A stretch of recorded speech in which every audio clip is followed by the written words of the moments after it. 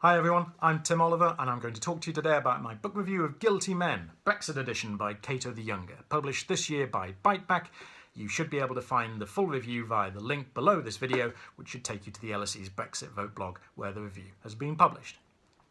Cato the Younger, whoever he, she or they are, we never quite find out, argues that Brexit is as big and dangerous a mistake as that of appeasement in the 1930s. Taking up the pen of his great-grandfather, whose 1940 book of the same name destroyed the reputations of those responsible for appeasement, Cato the Younger is no less damning of the men and women guilty of leaving Brexit Britain in an equally dangerous state of affairs, as far as he, she or they are concerned. The original 1940 book by Cato, who was actually three journalists, a Labour, Conservative and a Liberal, was written when Britain faced possible defeat at the hands of the Nazis, and people wanted to know who to blame, and the 1940 book gave them a list of 15 men whose pursuit of appeasement had left Britain vulnerable to the Nazis. And it ruined their reputations, but it was cathartic, as Churchill himself put it, and it is quoted on the front cover of the book. The use of recriminating about the past is to enforce effective action at the present. 75 years later, Cato's great-grandson has felt the need to do the same to list those responsible for the Brexit mess the UK now finds itself in. And Cato lists 15 men, who are actually 13 men and 2 women, 11 of whom are Britons, 4 of whom are from elsewhere in the European Union.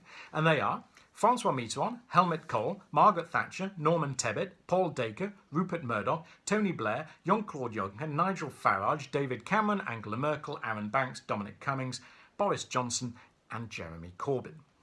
Each of them are found guilty of one or more of the 5 sins: deceit, distortion, personal gain, failures of leadership, or gloating, hubris and frivolity. Cato the Younger's purpose is to ensure that these guilty 15 do not escape justice. As he puts it, and I quote, "It is inevitable, however, that if and when the downsides of Britain's departure begin seriously to materialise, the hardened high priests of Brexit will seek to blame Remain figures in the UK and abroad for negative results. They will never question their own actions or admit personal responsibility. They are the guiltiest of all."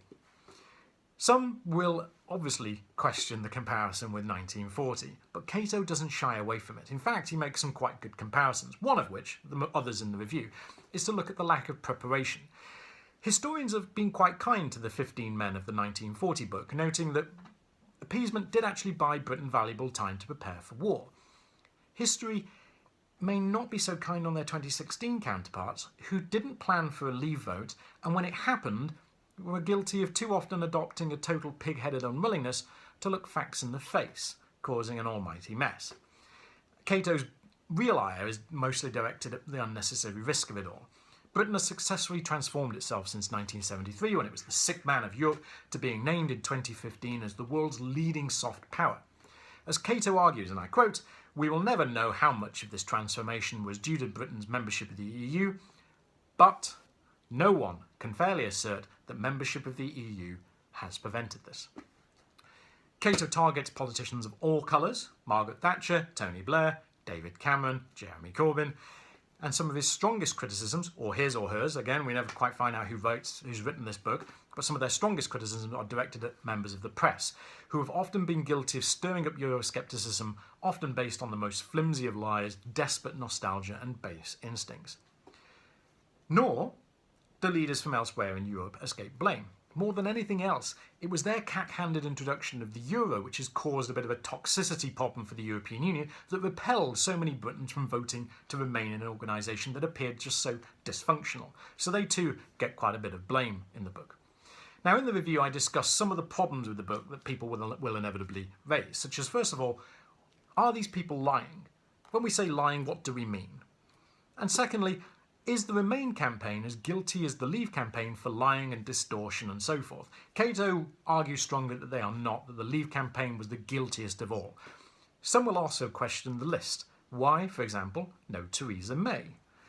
That said, I find it difficult to disagree with one of the main arguments that Cato the Younger puts forward, which is the lack of leadership involved in this entire episode in British history.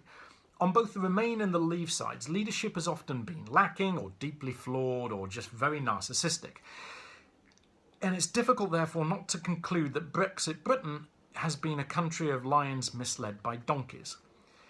But one of the problems with the book is that beyond ensuring that those guilty donkeys are not do not escape justice as the, shall we say, the Brexit hits the fan, the book doesn't actually offer much by way of guidance as to where the United Kingdom should go next. Although, to be fair, that's not really its aim. The real aim of this book is just to name the guilty 15 who should be lynched and held accountable for the mess.